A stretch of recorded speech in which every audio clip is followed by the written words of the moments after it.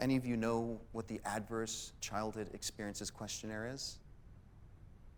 It's an amazing tool. It's a very simple questionnaire. Consists of 10 questions. They're yes/no answers.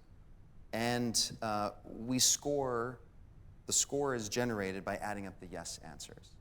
And it's a tool that's been used internationally. It was developed back in the late 90s by some Kaiser researchers and physicians to try to understand this concept of developmental trauma or childhood trauma.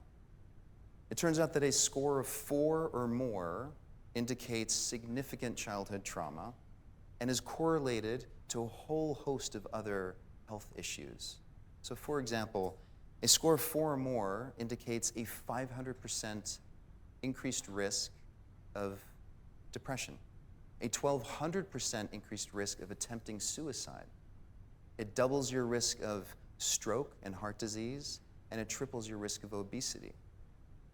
This is just naming a few of this laundry list of health impacts. And the reason I bring that up is because patients at our clinic, half of them have a score of 4 or higher. 30% score 5 or higher. So you see where I'm going with this. Now the reason that matters is because when we are young and our nervous system is developing, we are like sponges. We are soaking up our environment. This is how we make sense of the world. This is how we learn how to deal with stress or how to interact with other people. So imagine if the environment that you're growing up in is either violent or unsafe, chaotic, unpredictable. What does that do to your ability to make sense of the world and function in the world? It has a massive impact.